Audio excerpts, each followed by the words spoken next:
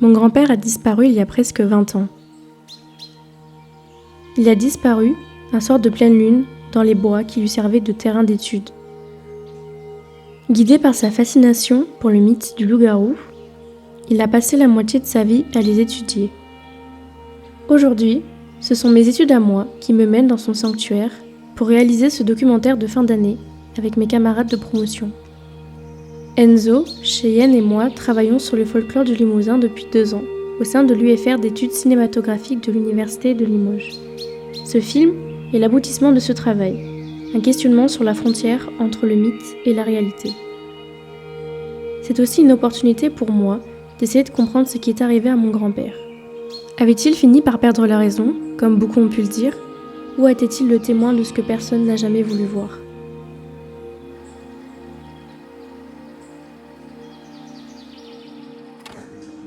Interview Martine. Je te regarde ou je regarde la caméra ? Faut que tu regardes moi, imagine que ça n'existe pas. Pour commencer nos recherches, nous sommes allés interviewer ma tante Martine, la seule personne de ma famille à avoir accepté de parler de mon grand-père. Ton grand-père, il était un peu rêveur, un peu dans la lune.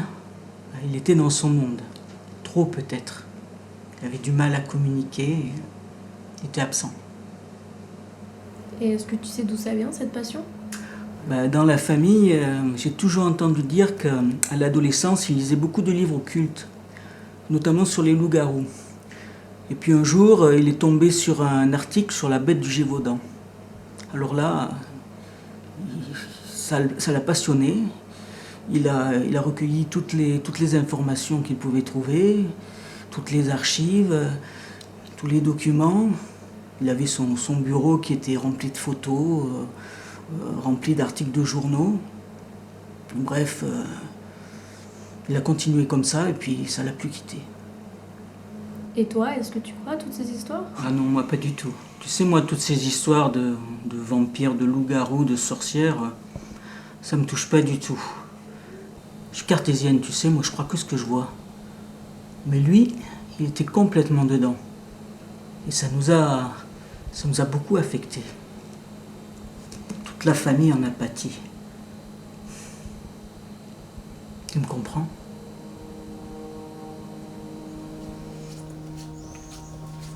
Pour comprendre l'origine des loups-garous et des nombreuses histoires qui l'entourent dans le territoire limousin, nous nous sommes rendus au musée Labinche, musée d'art et d'histoire de Brive-la-Gaillarde.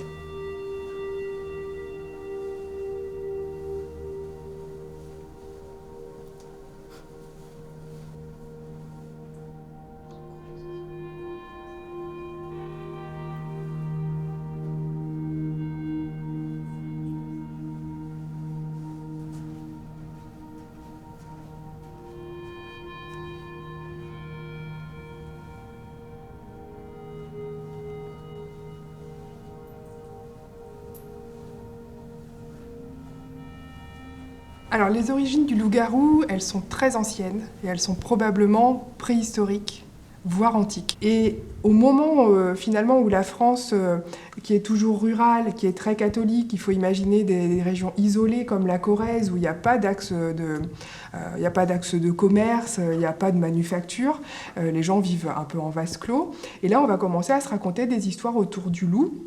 Et plus le loup se rapproche de l'homme, plus la forêt disparaît en fait, et plus il va y avoir des idées, des légendes, des histoires de transformation du loup vers l'humain. Qu'est-ce qui revient régulièrement dans les légendes du loup-garou dans le Limousin ?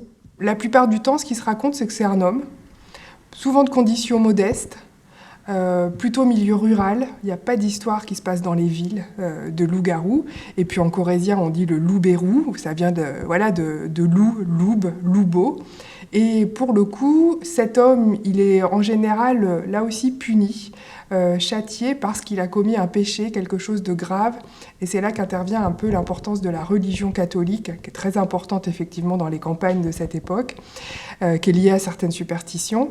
Mais quand on est puni, quand on a commis un péché grave, parfois quand on est aussi un prêtre, on peut être condamné à devenir loup-garou, pas à vie. Ça peut être jusqu'à ce qu'on ait effectivement expié son péché, c'est souvent ce qui revient. Ça, et puis le fait effectivement d'être en homme la journée, en loup-garou à certains moments de la nuit et de devoir parcourir effectivement alors ce qu'on appelle des paroisses à l'époque, qui sont nos villages d'aujourd'hui, revêtus d'une peau de loup ou transformée en loup. Et le reste du temps, la peau de loup, on doit la cacher, la dissimuler, et elle ne doit pas être retrouvée puisque ça prolongerait encore la malédiction. Un loup-garou, en fait, on peut le sauver, on peut le défaire de cette malédiction. Par exemple, quand il est dans sa course folle la nuit, si on arrive à l'attraper et à le piquer, le faire saigner, là, il redevient humain.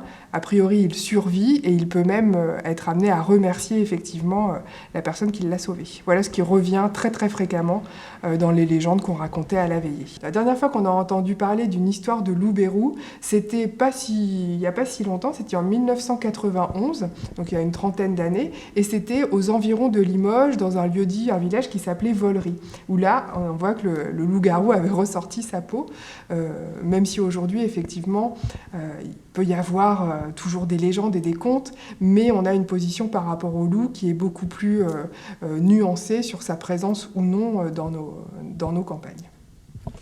Surréaliste, ce que les Américains ont vu hier à la télévision ABC, une scène d'exorcisme pratiquée sur une adolescente de 16 ans et autorisée par l'Église catholique. La jeune fille, solidement maintenue par 4 témoins, parlait un langage étrange et se débattait en voyant approcher le crucifix. Finalement, elle a rejeté le diable. C'est peut-être une scène à peu près identique, en tout cas tout aussi mystérieuse, qui s'est déroulée dans une chapelle du XVIIIe siècle en France, qu'on a retrouvée profanée dans le village de Vollery. Ça se passe à 40 km au nord de Limoges, dans une région où on a connu d'autres scènes de sorcellerie, comme celle par exemple décrite par Georges Sand dans La Mare au diable. Il s'y passe d'étranges incantations. Le reportage de Jacques Collet. Le sacrilège et la bêtise. Si la sorcellerie c'est ça, alors la petite chapelle de Vollery en Limousin a été la proie de quelques sorciers en folie. Un beau matin, la comtesse de Cordon, propriétaire des lieux, découvre ceci. Le résultat de cette nuit de sabbat que se sont offertes, plongées dans les ténèbres de l'édifice, les auteurs de ce saccage. Rien n'y manque, pas même les graffitis cabalistiques et autres signes maléfiques. Notre-Dame de Vollery est le point culminant du département de la Haute-Vienne. Comme la Vierge y est apparue au siècle dernier, Vollery aurait bien pu acquérir la renommée de Lourdes. Si la comtesse ne veut pas entendre parler de sorciers à Vollery, 2 journalistes de la région, venus 10 jours après le saccage, dans la nuit du Vendredi Saint, ont fait une étrange rencontre. On arrive ici, on passe devant la chapelle, et puis subitement, un des 2 hommes vient se placer sur cette pierre ici. Alors il est allé justement sur cette pierre, il s'est mis sur la pierre, il a commencé à faire des gestes un peu bizarres, et on s'est dit à ce moment-là qu'il avait peut-être un malaise ou qu'il y avait quelque chose qui ne tournait pas chez lui. Et puis c'est à ce moment-là, c'est devenu beaucoup plus inquiétant, il est reparti en courant vers la chapelle, il a poussé un cri énorme dans la chapelle, et ensuite il est revenu ici, se placer sur cette pierre, et c'est là que c'est devenu franchement inquiétant, dans la mesure où il s'est accroupi, il s'est mis à 4 pattes, il a commencé à nous montrer les dents, à grogner, voilà. Et là on a eu un peu peur quand même. La paisible campagne limousine se passerait bien de cette notoriété soudaine qui évoque pour les esprits les plus faibles le retour du malin. En attendant que les gendarmes l'arrêtent au coin d'un bois, on prit ferme dans la chapelle profanée. Et dire que dans le petit bourg de Vollery, comme partout en France profonde, Dieu merci, il ne se passe rien. Oui, allô ? Oui, bonjour, je me permets de vous appeler parce que, avec mes amis, on a un projet étudiant sur un sujet en particulier et on a trouvé une archive qui se passe à Vollery. Et vous êtes témoin sur cette vidéo et je voulais savoir si vous étiez OK pour répondre à quelques questions. Oui, alors après j'étais jeune à l'époque, je vois très bien de quoi vous parlez. Bon, en vrai, je ne veux pas être méchant, mais j'ai pas très envie d'en parler. Je suis pas sûr que ce soit très sérieux cette affaire. Et vous avez un avis peut-être, quelque chose à me donner ?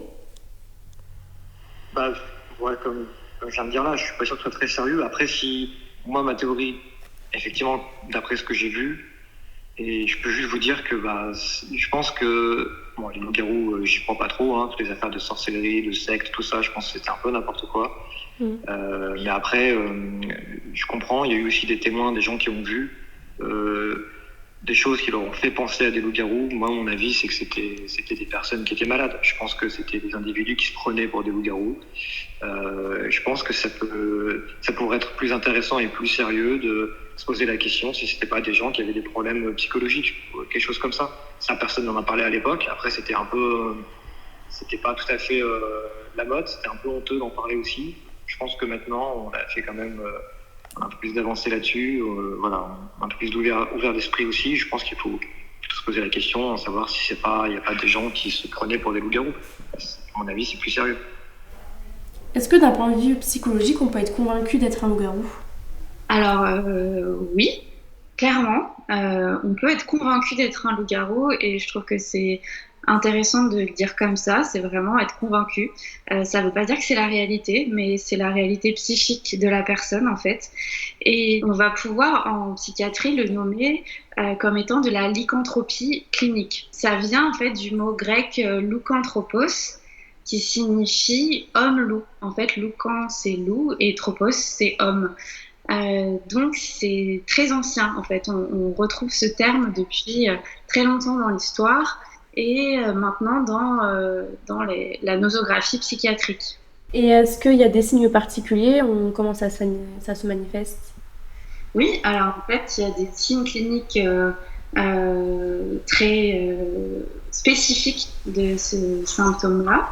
On va observer en fait des sujets qui vont avoir des comportements un peu étranges, un peu antisociaux, de repli sur soi, d'évitement des espaces publics, des sorties nocturnes. On a pu aussi observer des personnes qui pouvaient avoir des comportements comme des hurlements ou marcher dans des cimetières la nuit, ou carrément dévorer des lapins vivants, vraiment des symptômes comme ça un peu étranges. Et surtout, le symptôme qui revient à chaque fois, c'est le fait que la personne a l'intime conviction de se transformer en loup. Et donc, elle adopte les comportements qu'elle connaît du loup. Et vous, est-ce que vous croyez au loup-garou ? Alors, c'est une bonne question. Croire au loup-garou, moi, je ne sais pas, je pense pas vraiment que les loups-garous existent, mais par contre, que des personnes puissent se sentir comme telles, oui, je suis persuadée que ça existe. Je crois que la symbolique du loup-garou, et si ça intéresse autant de monde, c'est peut-être parce que ça vient mettre du sens sur un comportement un peu étrange, un peu différent, qu'on n'arrive pas forcément à s'expliquer. Et je crois qu'au final, on côtoie beaucoup plus de loups-garous que ce que l'on pense dans la vie. Et on a peut-être tous un peu été loups-garous déjà dans sa vie, notamment à l'adolescence. Et je pense que c'est peut-être pour ça que les ados s'intéressent autant à cette figure-là, qui doit venir un peu mettre du sens, apaiser un sentiment en eux de se sentir un peu différent, un peu à l'écart de la société, un peu incompris. Donc finalement, je crois qu'il y a peut-être un loup-garou qui sommeille chez chacun de nous. C'est très intéressant, merci beaucoup. Avec plaisir. Merci de m'avoir proposé de participer à ce documentaire.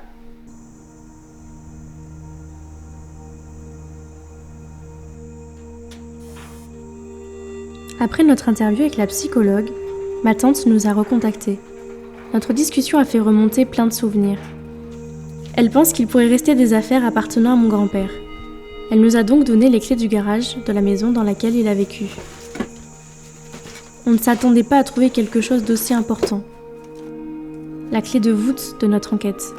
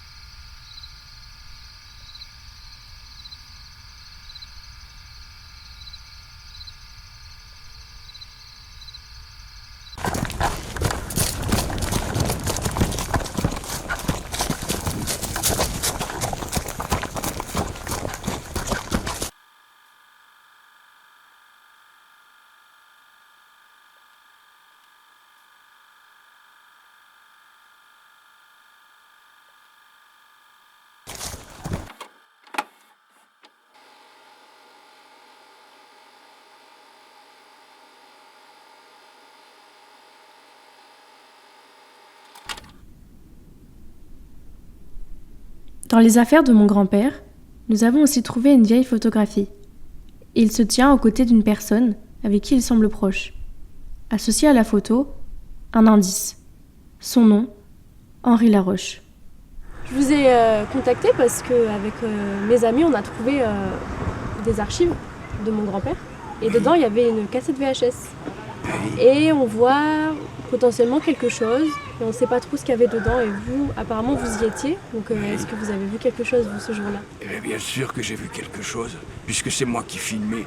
Ouais, tu sais, ton grand-père, je le connais depuis... on était à l'école ensemble. Alors bon, je te dis pas, t'as qu'à faire le calcul. Hein. Et il me parlait toujours du loup-garou, mais depuis très longtemps. Hein.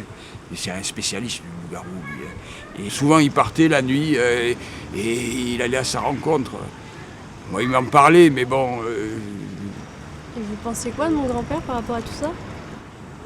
C'est un homme remarquable. C'est un homme féru d'histoire. Il connaît tout sur les légendes, il connaît tout sur les contes, il connaît tout sur l'histoire du pays.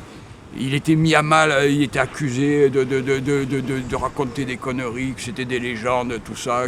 Il y en a même qui ont dit qu'il était fou. Fou, tu te rends pas compte? Donc il n'est pas fou. Mais non, René, il n'a jamais été fou. Et alors, je vais te dire une chose. Non seulement il n'est pas fou, mais en plus, il n'est pas mort. Il n'est pas mort. Eh ben non, il n'est pas mort. On a fait courir qu'il était mort pour le protéger parce qu'il était inquiété. Il y a même des sectes qui voulaient l'enlever.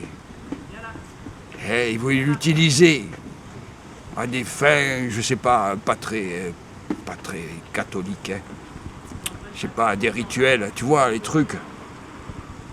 Voilà. Qu'est-ce que tu veux savoir encore?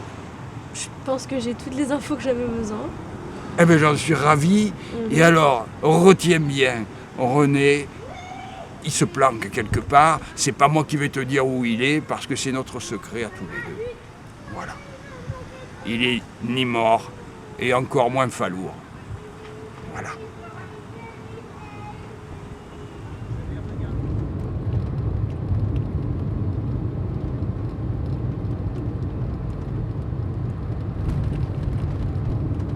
Les propos d'Henri m'ont découragé pour la suite de notre enquête. J'ai peur que nous allions droit dans le mur. Malgré tout, Enzo a continué les recherches de son côté et a reconnu le lieu où a été tourné le contenu de la VHS. On décide de s'y rendre, avec l'espoir d'enfin y retrouver la trace du loup-garou.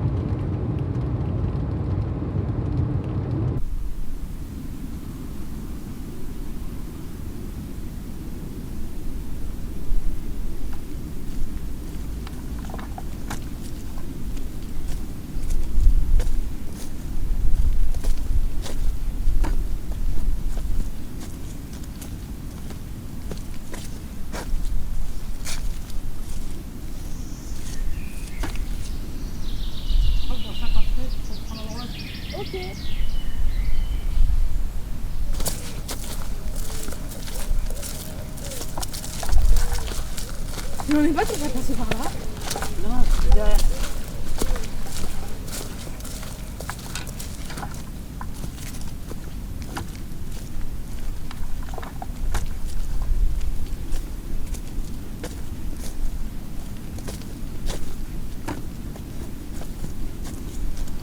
Wow.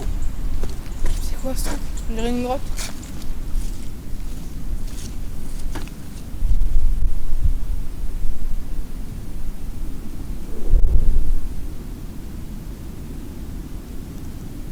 J'ai vu une balise avant. Faut revenir sur nos pas et on revient à la balise. Et là on tourne à gauche. C'était quoi ça?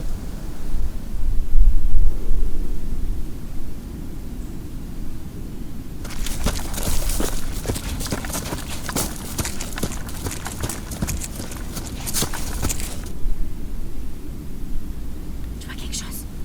Il y a un truc.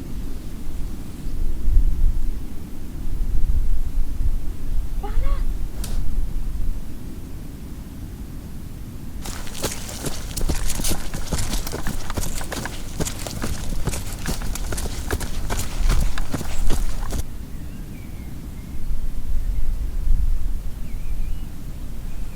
C'est là, non?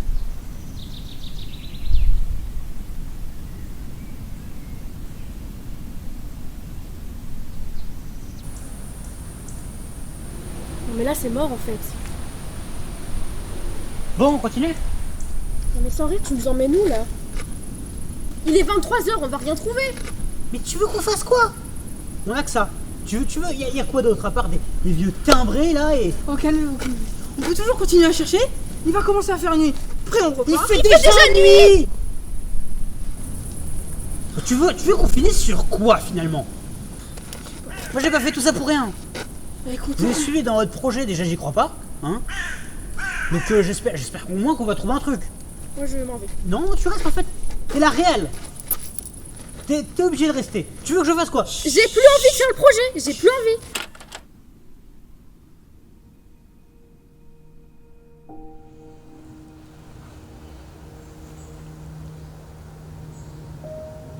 Toutes ces semaines à courir après une image, à essayer de prouver que mon grand-père n'avait pas perdu la tête, à chercher une vérité cachée entre le réel et l'imaginaire.